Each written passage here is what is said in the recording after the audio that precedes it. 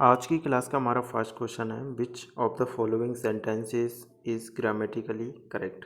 इनमें से कौन सा सेंटेंस है वो ग्रामेटिकली करेक्ट है। ऑप्शन से हम देखते हैं। पहले ऑप्शन में है she don't like coffee, option B में है she doesn't like coffee, she doesn't likes coffee, option C में है she doesn't like coffee, option D है हमारा सी डोंट लाइक्स कॉफ़ी। तो इसको हम देखते हैं। सब्जेक्ट हमारा सिंगुलर है और नेगेटिव है सेंटेंस हमारा। जब सिंगुलर सब्जेक्ट होगा तो नेगेटिव फॉर्म के साथ हम क्या लगाते हैं, वर्ब की मेन वर्ब का यूज करते हैं। तो सी एक सिंगुलर है, सिंगुलर के साथ डज नॉट लगेगा। उसके बाद वर्ब की कौन सी, मेन वर्ब या फिर जिसे हम बेस वर्ब बोलते हैं। तो she doesn't like coffee, option number C correct होगा इस क्वेश्चन का आंसर। तो इसके लिए कौन सा सी ऑप्शन करेक्ट है, सी डजेंट लाइक कॉफ़ी। अब आगे देखते हैं, नेक्स्ट क्वेश्चन की तरफ हम बढ़ते हैं। Choose the sentence with correct subject and verb agreement.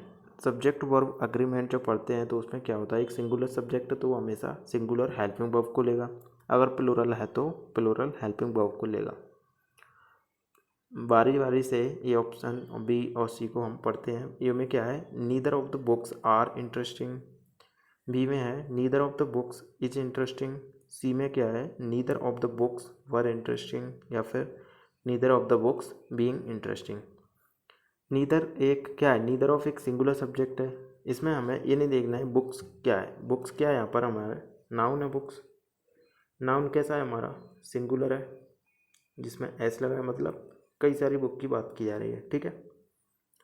और हमारा सब्जेक्ट क्या है, नीदर ऑफ। तो हमें क्या देखना है, नीदर ऑफ को देखना है। नीदर ऑफ अगर सिंगुलर है तब हमें इधर इज आर में से क्या लगाना है, अगर सिंगुलर है तो हमें इज लगाना है। तो ऑप्शन कौन सा करेक्ट होगा हमारा, neither of the books is interesting होगा, ठीक है। दूसरे जो क्वेश्चन है हमारा उसका राइट आंसर क्या होगा, neither of the books is interesting, ठीक है। Neither of the books is interesting, तो ऑप्शन नंबर बी हमारा करेक्ट है इस क्वेश्चन का। आगे देखते हैं नेक्स्ट।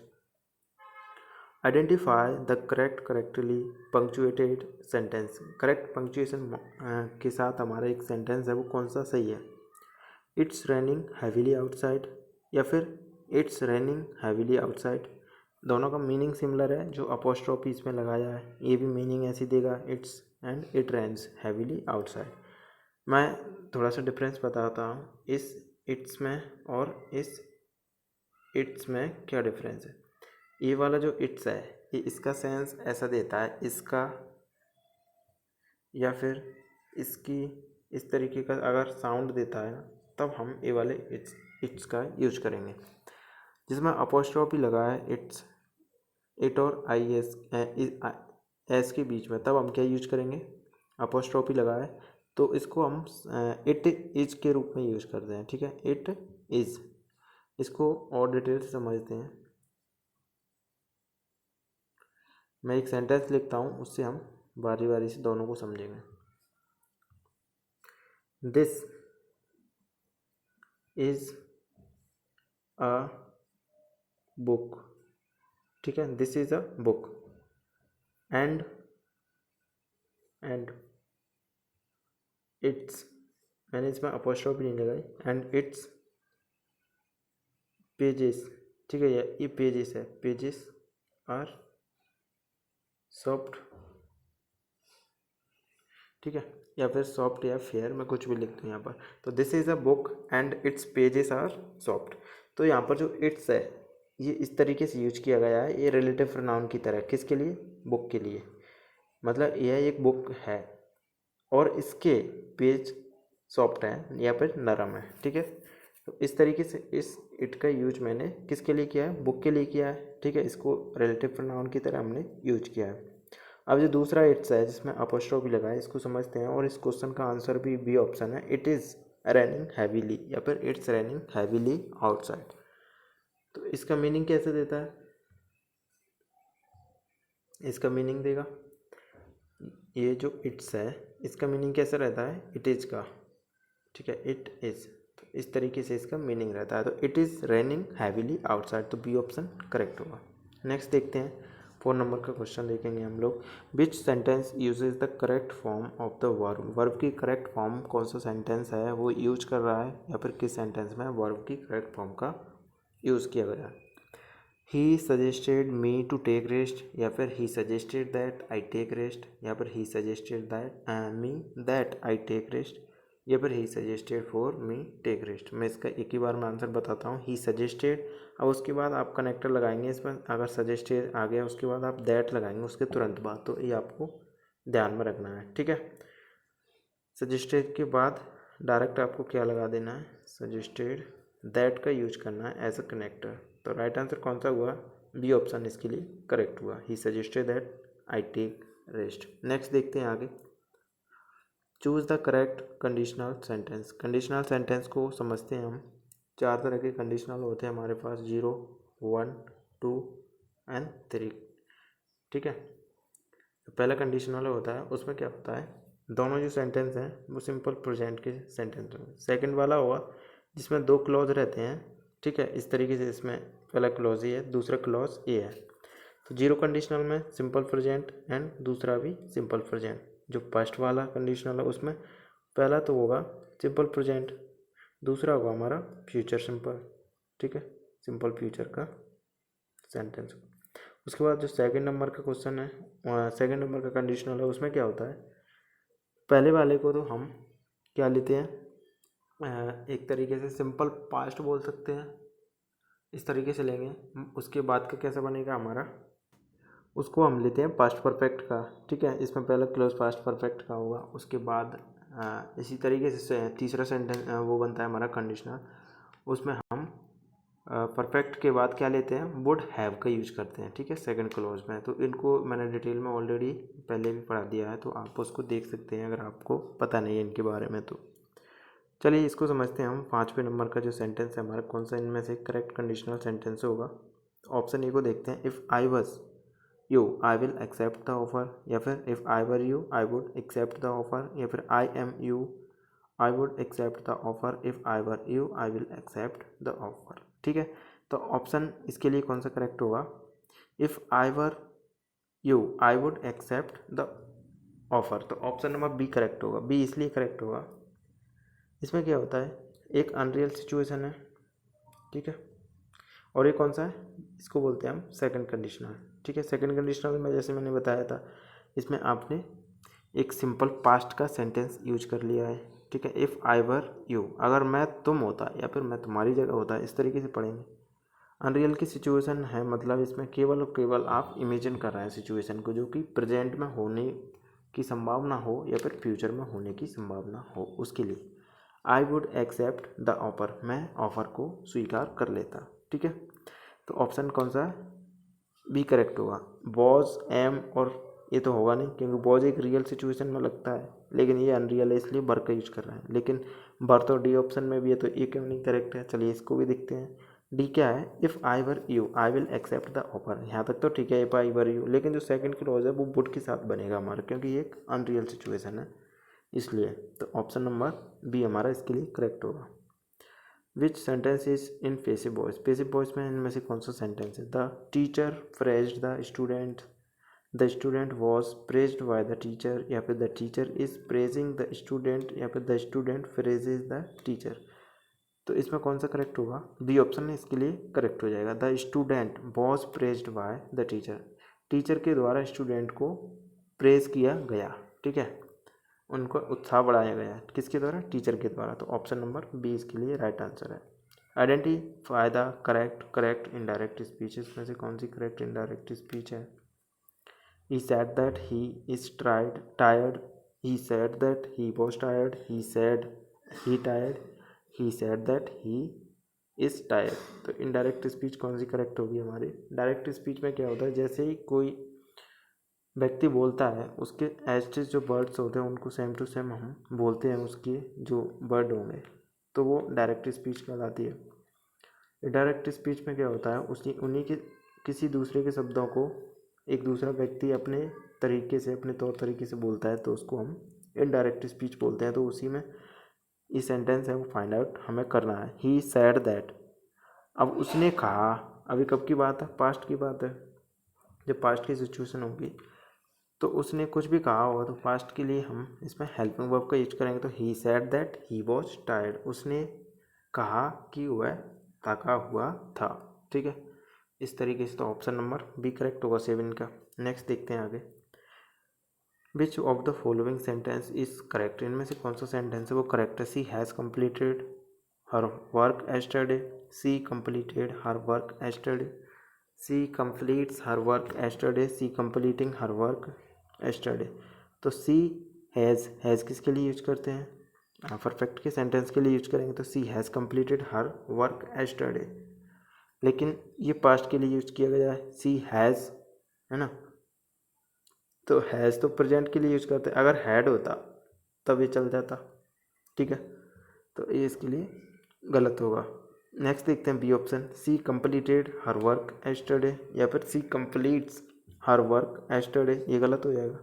सी कंप्लीट्स मतलब कंप्लीट हम प्रेजेंट सिंपल के लिए यूज करते हैं एस और एस, लेकिन इसमें एस्टरडे की यूज किया गया, मतलब ये पास्ट की सिचुएशन बता रहा है और इधर ये मेल नहीं खा रहा है इस सिचुएशन से, तो इसलिए सी ऑप्शन भी हमारा इनकरेक्ट है। डी देखते हैं, सी कंप्लीटिंग।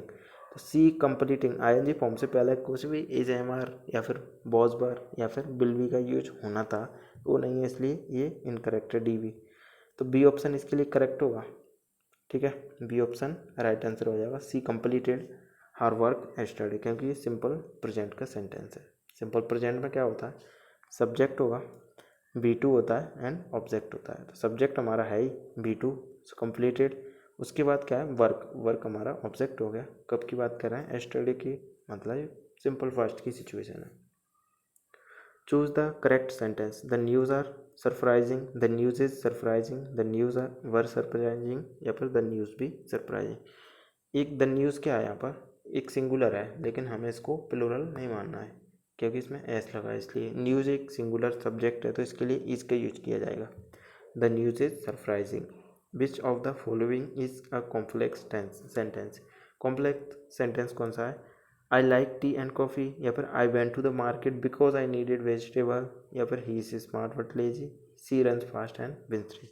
तो बी ऑप्शन हमारा कॉम्प्लिकेटेड सेंटेंस है क्योंकि इसमें कई सारी घटनाओं को हम दिखाते हैं एक ही सेंटेंस में, तब हम उसको कॉम्प्लेक्स सेंटेंस बोलते हैं।